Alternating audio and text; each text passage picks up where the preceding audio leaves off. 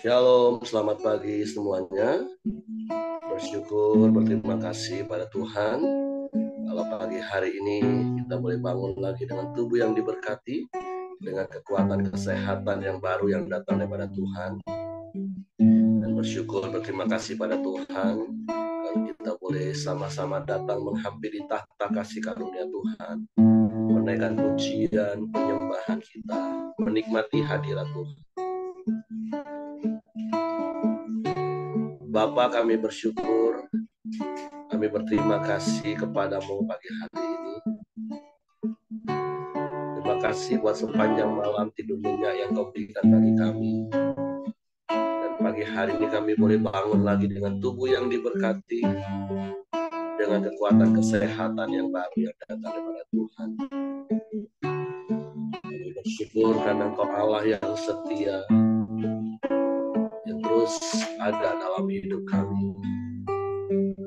Dan kami boleh menikmati hari-hari kami di dalam-Mu dan bersama-Mu. Sebab indah kami bersama-Mu Tuhan.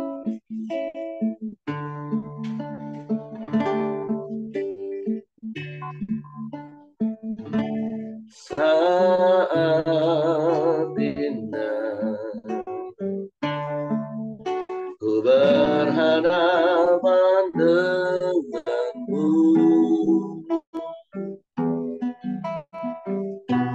memandang wajahmu, Yesus kekasih jiwaku.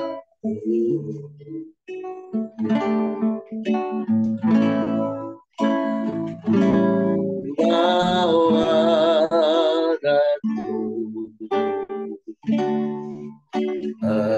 dalam pelukanmu,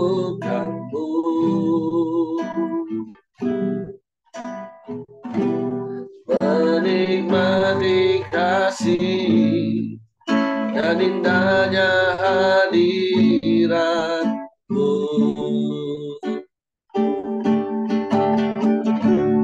Hadiratmu Tuhan, ku rasakan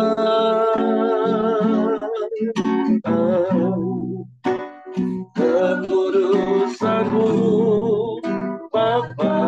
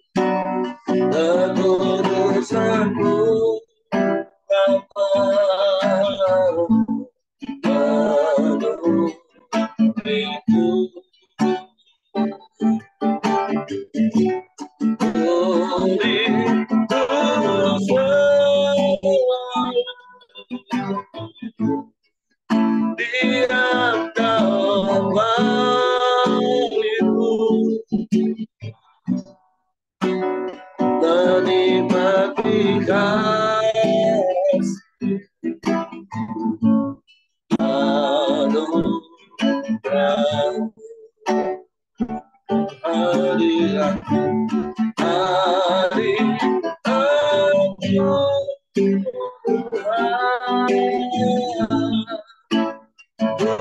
rasakan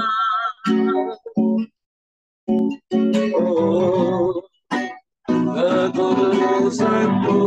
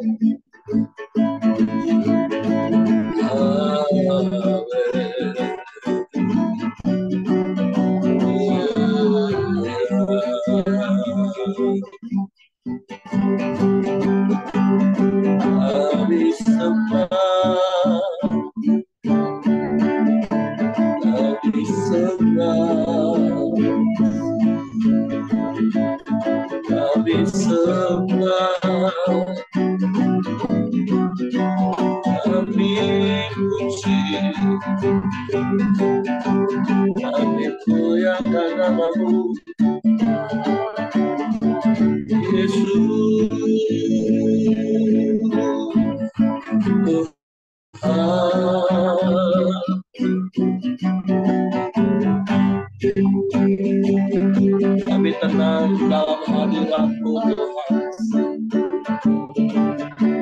Kami aman di dalam-Mu. Sebab Kau Bapa yang ajaib, Bapa yang perkasa, Bapa yang kekal, Raja damai, Kau penasehat yang ajaib, Yesus benar. Haleluya, haleluya, haleluya.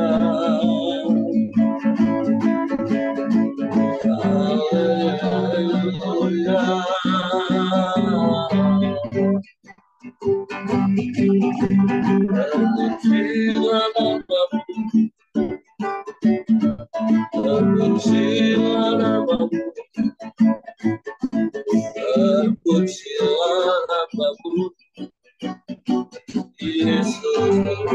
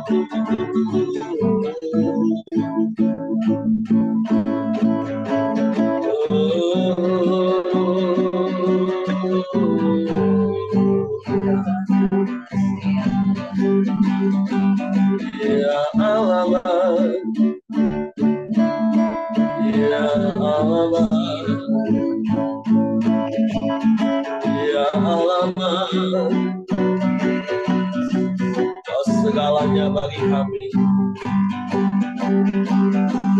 yang terutama dalam hidup kami hidup karena percaya padamu.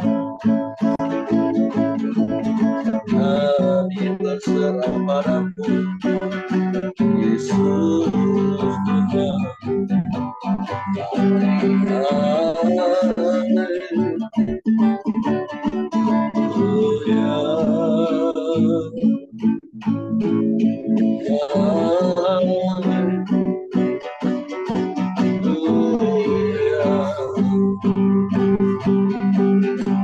Kami sembah, kami sembah, kami sembah, kami puji Engkau, Bapa mulia, sebab indah hadirat-Mu. Ada damai, ada sejahtera, ada sukacita dalam hadirat-Mu Tuhan, dalam hadirat-Mu Tuhan. Haleluya, haleluya.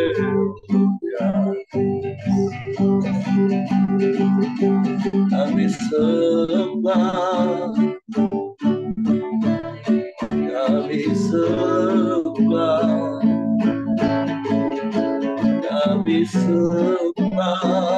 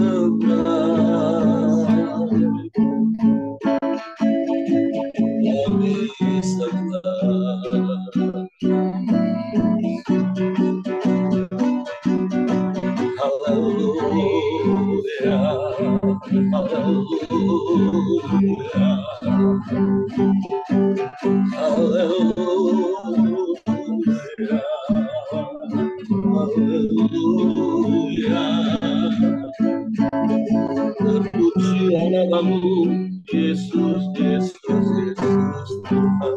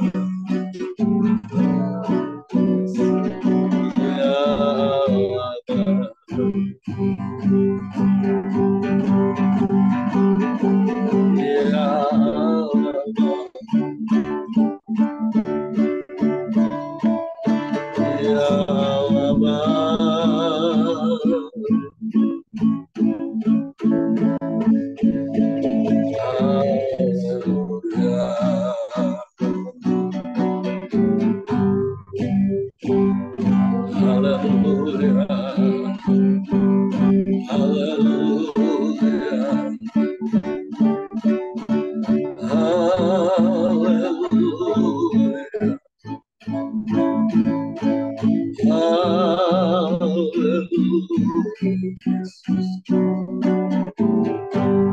Terpujilah namamu, terpujilah namamu, terpujilah namamu, terpujilah namamu, ya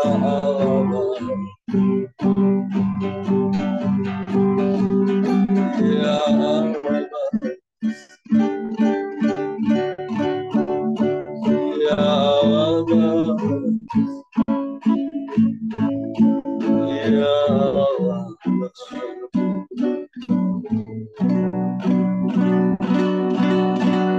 Terpujilah namamu,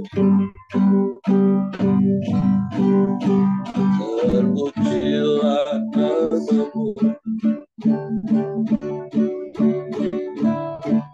haleluya, haleluya.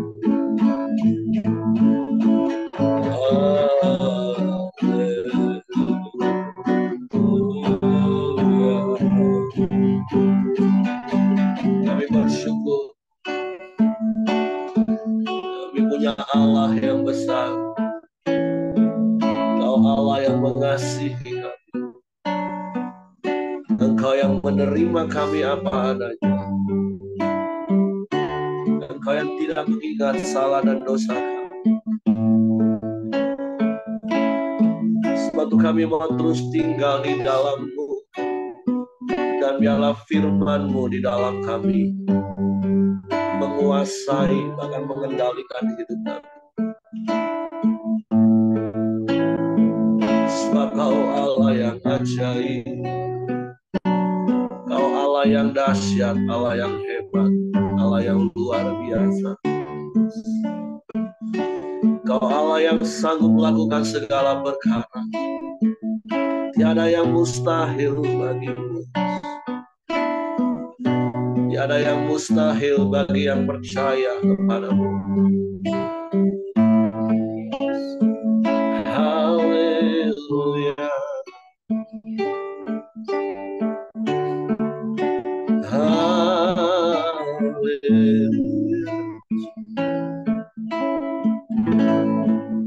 Terpujilah namamu.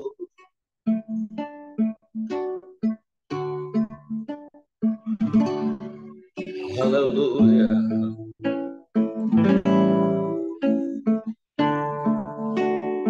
Terima kasih.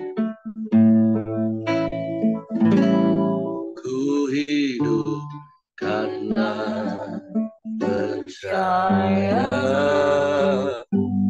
Kau yang berjanji setia, pengharapanku selalu ada di dalam-Mu. Ku tidak akan menyerah, meskipun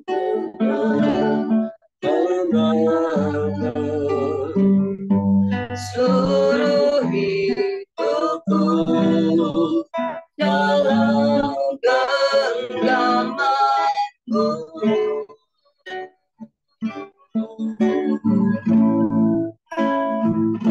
Aku punya Tuhan yang besar, yang telah berjanji dan sanggup menggenapi imanku, bersepakat percaya pasalnya. Ku terima sekarang kemenangan darimu. Kami hidup karena percaya padamu. Ku hidup karena percaya. Kau yang berjanji setia, Dia pengharapanku, selalu ada di dalamku.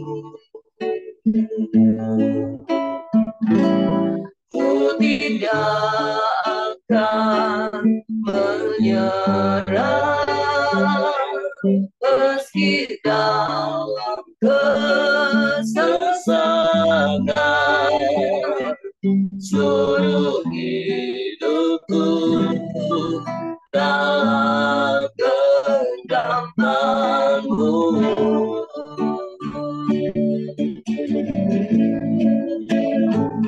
Aku punya Tuhan yang besar, yang telah berjanji dan sanggup menghadapi imanku, bersepakat percaya kuasanya. Ku terima sekarang kemenangannya. Aku punya Tuhan yang besar, yang telah berjanji dan sanggup menghadapi imanku, bersepakat percaya kuasanya. Ku terima sekarang kemenangannya. Lagi berkatakan aku punya Tuhan yang besar, punya Tuhan yang besar, amin, yang telah berjanji dan sanggup menghadapi imanku, bersepakat percaya kuasanya.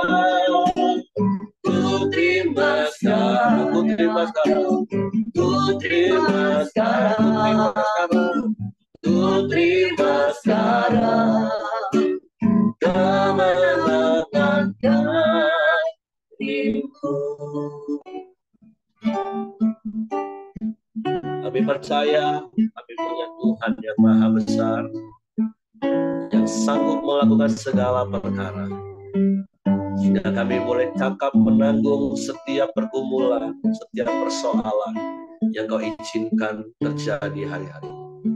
Karena kami tahu di balik semua yang Kau izinkan terjadi, Engkau tidak pernah meninggalkan kami, tapi justru Kau menolong dan memberi kekuatan kami, memampukan kami, sehingga kami boleh mengalami kasih dan kuasa-Mu nyata dalam hidup kami. Sebab kami bersyukur kami punya Tuhan yang besar seperti itu. Dan biarlah iman kami semakin kuat dan bertumbuh karena firman-Mu yang kami dengar setiap hari.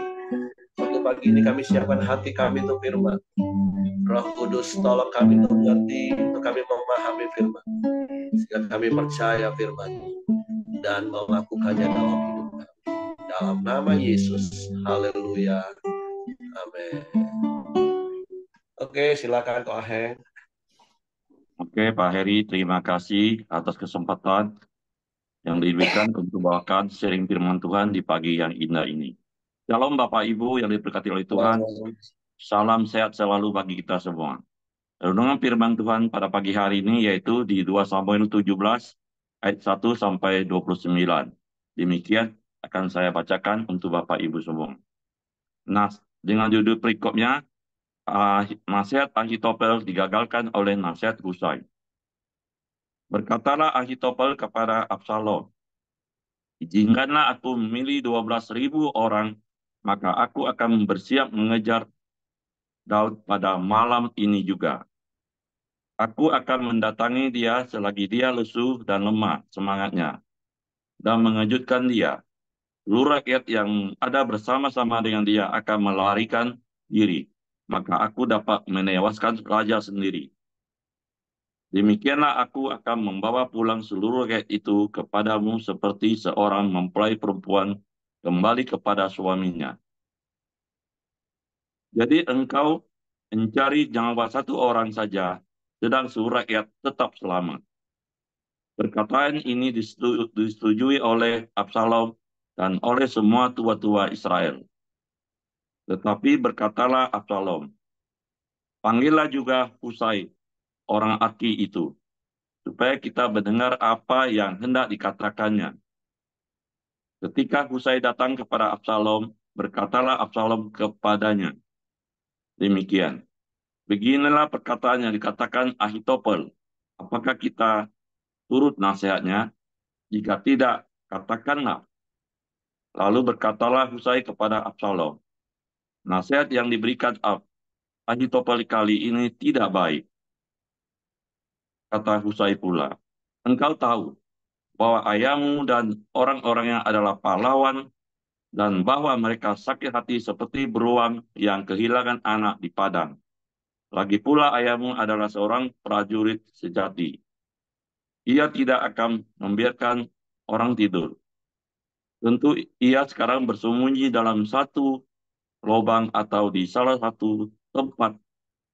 Apabila ada penyerangan pertama, beberapa orang tewas dan ada orang mendengar hal itu, maka orang akan berkata, rakyat yang telah mengikut Absalom sudah menderita kekalahan. Ayat 10. Maka seorang gagah perkasa sekalipun yang hatinya seperti hati singa akan tawar hati sama sekali. Sebab seluruh Israel tahu bahwa ayahmu itu seorang pahlawan dan orang-orang yang bersama-sama dia adalah orang gagah perkasa. Sebab itu, kunasihatkan suruhlah seluruh Israel dari dan sampai Batseba berkumpul kepadamu seperti pasir di tepi laut banyaknya. Dan engkau sendiri juga harus turut bertempur. Ayat 12. Apabila kita mendatangi dia di salah satu tempat di mana ia terdapat, maka kita akan menyergapnya seperti embun jatuh ke bumi, sehingga tidak ada yang lolos, baik dia maupun orang-orang yang menyertainya. Dan jika ia mengundurkan diri ke suatu kota, maka seluruh Israel akan mengikat kota itu dengan tali. Dan kita akan menyeretnya sampai ke sungai hingga batu kecil pun tidak terdapat lagi di sana. Ayat 14. Lalu berkatalah Absalom dan setiap orang Israel, nasihat Husai orang Arki itu lebih baik daripada nasihat Ahitofel. Sebab Tuhan telah memutuskan bahwa nasihat Ahitofel yang baik itu digagalkan dengan maksud supaya Tuhan mendatangkan celaka kepada Absalom. Ayat 15. Sesudah itu berkatalah Husai kepada Zadok dan kepada Abiatar, imam-imam itu. Ini dan itu dinasihatkan Ahitofel kepada Absalom dan kepada para tua-tua Israel. Tetapi ini dan itu kunasihatkan. Oleh sebab itu, suruhlah dengan segera memberitahukan kepada Daud. Demikian. Pada malam ini janganlah bermalam di tempat-tempat penyeberangan ke padang gurun. Tetapi menyeberanglah dengan segera, supaya dengan raja dan seluruh rakyat yang bersama-sama dengan dia ditelan habis. Ayat 17. Yonatan dan Ahimas menunggu di En-Rogel, dan setiap kali ada seorang budak perempuan yang datang membawa kabar kepada mereka, dan mereka pun pulang memberitahu Raja Daud, sebab mereka tidak boleh dilihat memasuki kota. Ayat 18. Tetapi seorang anak melihat mereka, lalu memberitahu Absalom. Jadi pergilah keduanya dengan segera, dan sampailah mereka ke rumah seseorang di Bahurim yang mempunyai sumur di halamannya. Maka turunlah mereka ke dalamnya. Ayat 19. Kemudian perempuan itu mengambil kain tudungan, membentangkannya di atas mulut sumur itu, dan menaburkan butir-butir gandum di atasnya, sehingga tidak kelihatan apa-apa. Ayat 20. Sampailah orang-orang Absalom kepada perempuan itu di rumahnya, lalu bertanya, "Di manakah Ahimaaz dan Yonatan?" Jawab perempuan itu kepada mereka, "Mereka telah menyeberangi sungai itu." Kemudian mereka mencari, tetapi tidak mendapatkannya. Lalu pulanglah mereka ke Yerusalem. Setelah orang-orang itu pergi, keluarlah keduanya dari sumur lalu pergi memberitahu Raja Daud. Kata mereka kepada Daud, "Bersiaplah dan seberangilah dengan segera sungai ini. Sebab ini dan itu dinasihatkan Ahitofel terhadap kamu." Lalu bersiaplah Daud dan seluruh rakyat yang bersama-sama dengan dia, dan mereka menyeberangi sungai Yordan. Pada waktu itu fajar tidak ada seorang pun yang ketinggalan dan yang tidak menyeberangi sungai Yordan. Ayat 23, ketika dilihat Ahitofel bahwa nasihatnya tidak dipedulikan, dipasanglah pelana keledainya, lalu berangkatlah ia ke rumahnya, ke kotanya. Ia mengatur urusan rumah tangganya, kemudian menggantung diri. Demikianlah ia mati, lalu ia dikuburkan dalam kuburan ayahnya. Ayat 24, maka sampailah Daud ke Mahanaim ketika Absalom menyeberangi sungai Yordan dengan seluruh Israel yang menyertainya. Absalom telah mengangkat Amasa menggantikan Yoab untuk mengepalai tentara. Amasa adalah anak seorang yang bernama Yitra, seorang Ismail yang telah memperistri Abigail bin Nahas, saudara perempuan Jeruya, ibu Yoab. Ayat 26, lalu orang Israel dan Absalom berkemah di tanah Gilead. Ketika Daud tiba di Mahanaim, maka Sobi bin Nahas dari Rabah, kota Bani Amon, dan Mahir bin Amil, dan Lodebar, dan Barjilai orang Gilead dari Rogelim membawa tempat tidur, pasu, periuk, belanga, juga gandum, jelai tepung, berti, gandum, kacang babi, kacang merah besar, kacang merah kecil, madu dari kambing domba, dan keju lembu bagi Daud dan bagi rakyat bersama-sama dengan dia untuk dimakan. Sebab kata mereka, rakyat ini tentu telah lapar dan haus di padang gurun. Amin. Terima kasih. Demikian firman Tuhan, Bapak Ibu.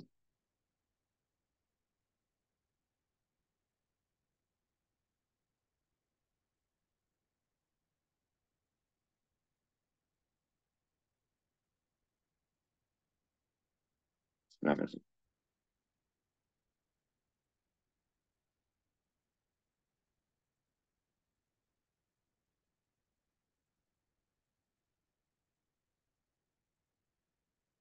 Dua Samuel 17 ayat 1 sampai 29 dengan berikutnya nasihat Ahitofel digagalkan oleh nasihat Husai. Bapak Ibu, kemarin kita sudah belajar di 2 Samuel 16,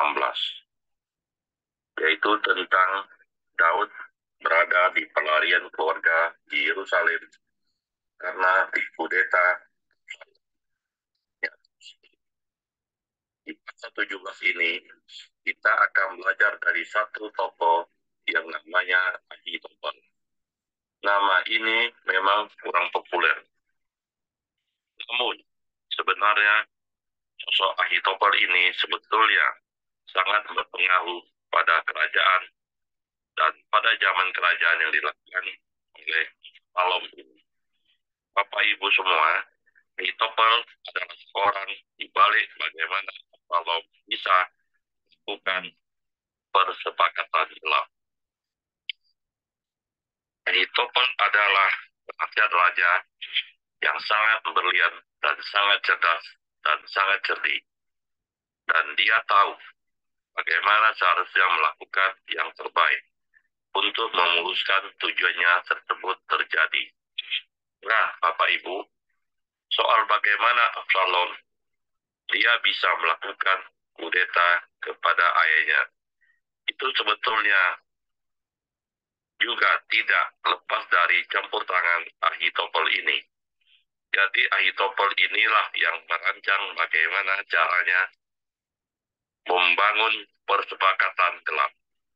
Bagaimana cara menarik banyak pengikut dan bagaimana caranya ia melakukan ini dan itu untuk membuat Daud keluar dari istananya. Ahitofel adalah orang di balik itu.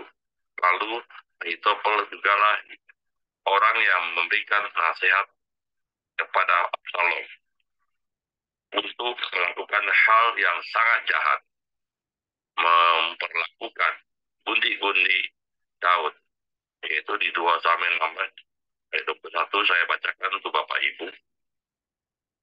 Lalu jawab Ahitofel kepada Absalom, "Diri gundi-gundi kamu yang ditinggalkan untuk menunggu bila seluruh Israel mendengar bahwa engkau telah membuat dirimu dibenci oleh ayahmu, maka segala orang yang menyertai engkau akan dikuatkan hatinya."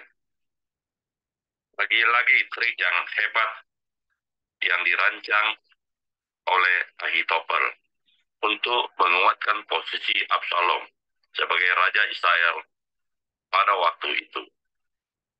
Kenapa dan siapa Ahitofel ini? Kok bisa sedemikian benci dengan Daud? Kok sedemikian jahat dengan Daud? Bahkan nasihatnya cukup mengerikan. Bagaimana mungkin Absalom disuruh mengambil gundi ayahnya sendiri? Siapa Ahitofel ini? Kalau kita membaca ayat sebelumnya, yaitu di 2 Samuel 16 ayat 23, saya bacakan untuk Bapak Ibu. Pada waktu nasihat yang diberikan Ahitofel adalah sama dengan petunjuk yang dimintakan daripada Allah. Demikianlah dinilai setiap nasihat Ahitofel baik oleh Daud maupun oleh Absalom. Jadi sebenarnya Ahitofel sebelumnya adalah penasihat utama Daud. Ahitofel adalah orang penting di kerajaan Daud dan nasihatnya baik.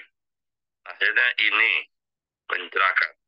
Nasihatnya ini cerdik, berlian, bahkan orang-orang mengakui, termasuk Daud dan Absalom, bahwa nasihat yang dimintakan dari Ahitofel itu sama dengan petunjuk yang diberikan Allah kepada mereka.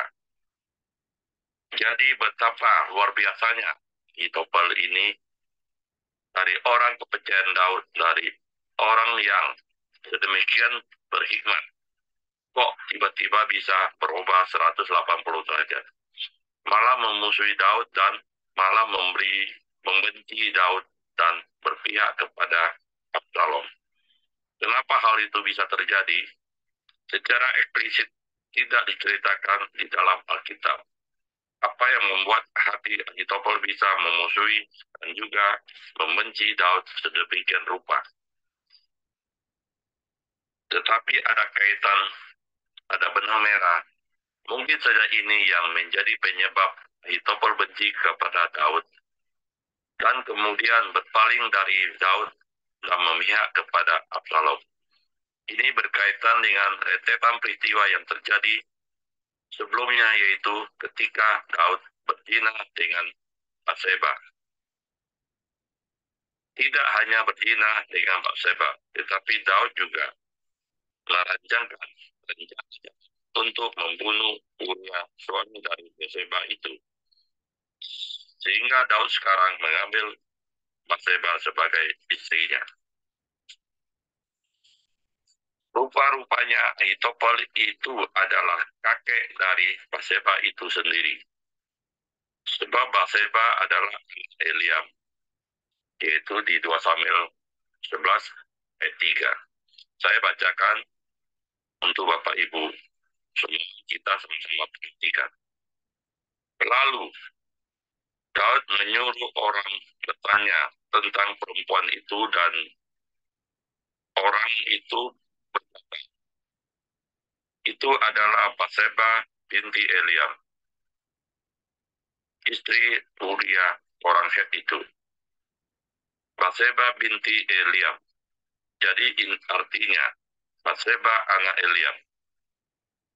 Jadi kalau Bapak Ibu kita baca di 2 Samuel 23 ayat 34, berkata, Eli Pelet anak Ahasbai, orang Eliam anak Ahitofel, orang Gilo. Jadi dari Eliam adalah anak Ahitofel, Batseba cucu Ahitofel. Mungkin Ahitofel sebagai orang bijak pada waktu itu, sebagai penasihat raja pada waktu itu, maka dia terima cucunya diperlakukan seperti itu oleh raja. Bisa jadi Ahitofel menyimpan akar kepahitan dan dendam. Yang dilakukan adalah begitu ada kesempatan untuk membalasnya kepada Daud. Bapak Ibu yang dikasihi oleh Tuhan Yesus, akar kepahitan harus segera diselesaikan dengan bijak. Apabila tidak diselesaikan, jadi hal adalah segala tindakan, pikiran, keputusan itu bisa berubah drastis. Dari semula dia memberi nasihat baik dan benar, bahkan nasihatnya disamakan dengan meminta petunjuk dari Allah sendiri. Tiba-tiba nasihatnya bisa jahat dan kasar. Itu bisa terjadi ketika akar kepahitan menguasai seseorang. Bapak Ibu semua, kalau kita melihat akhir hidup Ahitofel orang baik hati, maka responnya pun pahit ketika melihat keadaan tidak terjadi seperti yang dia bayangkan sebelumnya.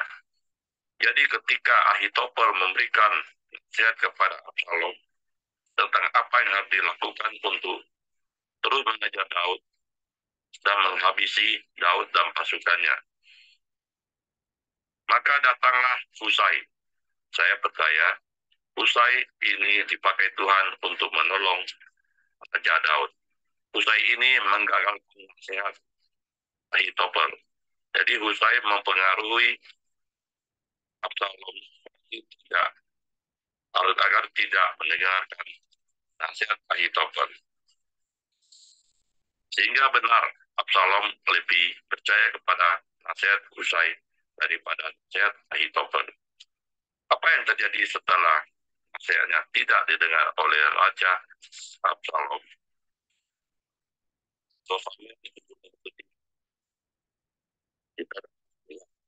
Ketika dilihat Ahitofel bahwa nasihatnya tidak diperdulikan, dipasangnya lah keledainya, lalu ia ke rumahnya ke kota. Ia mengatur urusan rumah tangganya, kemudian menggantung diri. Demikianlah ia mati, lalu ia dikuburkan dalam kuburan ayahnya. Kisah hidup yang tragis, menyedihkan dari orang yang punya potensi untuk berkontribusi dalam kerajaan Israel. Orang yang dulunya dihormati, orang yang dulunya perkataan didengar, tapi dengan cara mati mengerikan, mati gantung diri, hanya karena nasihatnya tidak didengar. Dengar baik-baik, Bapak Ibu semua. Orang yang pahit hati adalah orang yang kecewa dengan hidupnya. Begitu ada sesuatu yang tidak cocok dengan hatinya, ada sesuatu yang menolak keberadaannya, termasuk menolak pendapatnya. Orang itu sangat sensitif. Orang seperti ini mudah sekali tersinggung, mudah sekali marah, mudah sekali kecewa, dan tidak bisa menguasai diri. Ahitofel seorang penasihat raja di zaman Daud, penasihatnya luar biasa sekali. Tapi mati dengan cara mengenaskan. Bapak Ibu semua yang menjadi pembelajaran hari ini, bagi kita semua. Jangan simpan akar kepahitan dan jangan simpan kebencian. Ketika orang lain memusuhi kita, melakukan hal yang tidak adil kepada kita, memperlakukan kita dengan tidak baik, Bapak Ibu, marilah kita belajar lepaskan pengampunan. Jadikan hati kita bersih, bebas dari segala konflik hati. Saya sangat percaya kalau kita tidak ada kepahitan, maka rencana Tuhan yang indah dan maksimal akan dipenuhi dalam hidup kita. Jauhkan sikap hidup akhir Ahitofel. Tuhan Yesus memberkati kita semua. Jadi renungan 2 Samuel 17 ayat 1 sampai 29, aplikasi yang saya dapatkan, jangan hidup dalam kepahitan. Jangan simpan dendam kepada siapapun. Jaga hati dan selalu memberi pengampunan kepada siapapun dan selesaikan dengan baik. Demikianlah firman Tuhan, Bapak Ibu. Saya kembali serahkan kepada Pak Heri untuk menambahkan. Terima kasih, Tuhan Yesus selalu memberkati kita. Oke, terima kasih untuk Ko Aheng. Apakah suara saya masih bisa didengar, Bapak Ibu? Ya, saya sangat konform dengan apa yang Ko Aheng sampaikan. Kita memang fokus ke Ahitofel. Tadi waktu baca pembacaan Alkitab, istri saya kan nyeletuk, ih, kok kayak gitu ya Ahitofel ya? Cemen banget ya, kecil banget ya. Cuman nggak didengerin nasihatnya aja langsung bunuh diri. Tapi memang seperti apa yang Ko Aheng katakan tadi, orang yang nggak bisa jaga hatinya, orang yang hatinya dipenuhi kepahitan, kemarahan, dendam, itu biasanya akan berjalan bebareng dengan yang namanya kesombongan. Nah, itu adalah pribadi yang sangat rapuh. Karena kalau Bapak Ibu ingat baca di ayat terakhir dari pasal kemarin, selama dia menjadi penasehat, maka Daud dan Absalom menganggap seakan-akan semua nasihatnya itu adalah dari Allah. Sehingga otomatis selama ini apapun yang dikatakan oleh Ahitofel, itu selalu didengar dan ditaati. Dan itu yang membuat hatinya semakin tinggi, semakin tinggi, semakin tinggi. Begitu sekali digagalkan, dibatalkan nasihatnya, udah langsung patah. Jadi memang pesan penting hari ini, jaga hati kita Bapak Ibu. Tadi Ko Aheng sudah kupas lebih detail, alasan-alasan dibalik kenapa Ahitofel bisa jadi memberikan nasihat melawan Daud. Ya itu tadi, karena dia kakek dari Batsheba. Nah inilah hebatnya ya. Terima kasih Ko Aheng masih mau belajar seluruh detail dipelajari. Nah begitu kita merenungkan firman Tuhan Bapak Ibu. Sehingga nggak main comot tapi dicari urut-urutannya, detailnya sehingga kita bisa paham. Tapi tentu sekali lagi pesan pentingnya saya sangat konform dengan apa yang tadi Ko Aheng sampaikan. Yuk terus jaga hati. Jangan sedikit pun buka celah untuk benih iri hati, kepahitan, kemarahan, dendam. Itu menguasai hati kita. Karena hati kita kan di hati yang sangat rapuh. Karena akan berbarengan itu dengan semakin hari kita bisa sombong. Kita gak jaga hati, tapi kita jaga harga diri. Dan berkali-kali saya katakan orang yang jaga harga dirinya itu lama-lama akan bisa lupa diri. Bahkan membinasakan diri hari ini kita lihat. Jadi mari ketika ada ganjelan sedikit dengan siapapun, cepat beresin. Tentu Alkitab tidak mencatat durasi sejak Daud meniduri Batsheba, membunuh Uria, sampai akhirnya terjadi kisah ini. Kan nggak tahu itu berapa lama Ahitofel simpan itu. Dan dia terus menunggu dan menanti waktu yang tepat. Dan dia pikir inilah waktu yang tepat. Dia mulai panas-panasi Absalom. Kemudian ketika Daud akhirnya lari, dia beri nasihat supaya benar-benar Daud dibunuh. Tapi ternyata melalui Husai yang memang Daud tempatkan, seperti doa Daud di sebelumnya, Daud berdoa, Tuhan biarlah engkau gagalkan rencana Ahitofel melalui Husai. Kalau Bapak Ibu masih ingat di beberapa pasal sebelumnya. Jadi poin penting pagi ini adalah jaga hati. Jangan sampai penuh dengan kebencian, iri hati, dendam, kesombongan. Itu akan membuat engkau sangat rapuh dan engkau mudah patah. Jadi mari terus jaga hati, rendah hati, lemah lembut. Oke, terima kasih Kak Heng. Tuhan memberkati. Saya serahkan kepada Hengki. Ya, mari kita masuk dalam doa kita di pagi hari ini. Silakan Ko Joni, nanti ditutup sama Pak Heng. Ya, shalom semuanya. Mari kita masuk dalam doa kita pagi hari ini. Bapak, terima kasih. Kami bersyukur di pagi hari ini Tuhan lewat kebenaran firman-Mu. Kami boleh terus menjaga hati kami Tuhan. Lewat setiap kebenaran firman-Mu, kami boleh dibentuk dan dipersiapkan Tuhan. Terima kasih Tuhan Yesus. Pagi hari ini kita juga berkati Aheng Tuhan. Kita menyampaikan kebenaran firman-Mu. Dan Engkau memakai hidupnya. Terus menjadi berkat Tuhan. Dimanapun dia berada Tuhan. Terima kasih Tuhan Yesus. Pagi hari ini. Dia berkati kami semua yang sudah mendengarkan tentang firman-Mu. Dan kami terus mempraktekkan kebenaran firman-Mu Tuhan. Bapak terima kasih. Pagi hari ini kami bersama-sama berdoa Tuhan buat proses pembelian tanah gereja di Bungo Tuhan. Campur tangan. Tuhan kasih penyertaan-Mu menyertai semuanya boleh berjalan dengan baik Tuhan. Ya, tanah itu boleh menjadi berkat untuk menjadi menampung banyak jiwa-jiwa Tuhan. Terima kasih Tuhan Yesus. Kami serahkan juga pagi hari ini bangsa dan negara kami Indonesia. Tuhan berkati. Tuhan berikan keamanan dan kesejahteraan buat bangsa dan negara kami Indonesia ini Tuhan. Tuhan juga berkati para pemimpin bangsa kami. Mulai dari presiden, para stafnya Tuhan, para menteri, dan seluruh stafnya Tuhan. Juga berkati gubernur, bupati, dan wali kota, dan seluruh jajarannya Tuhan. Engkau menaruhkan mereka roh yang takut akan Engkau.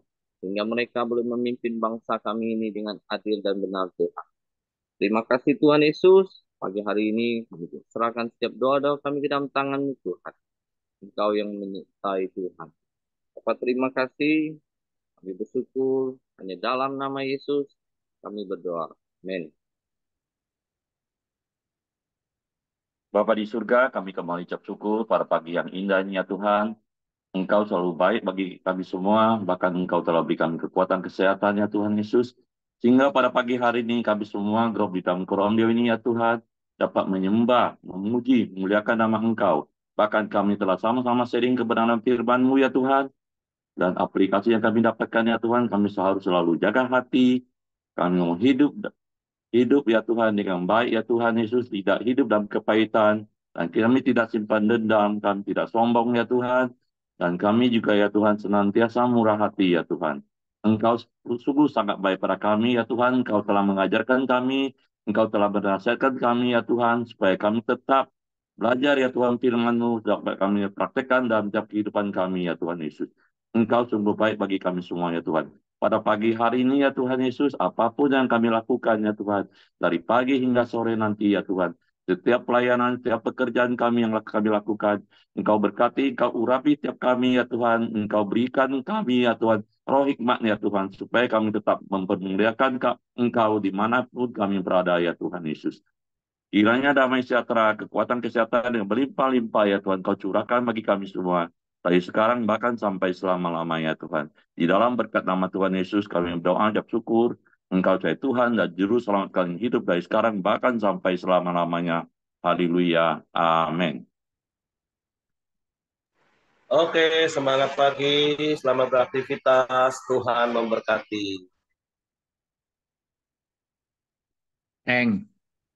Hengki, Iya, Pak. besok siapa khotbah? Deh. Besok siapa yang khotbah ya?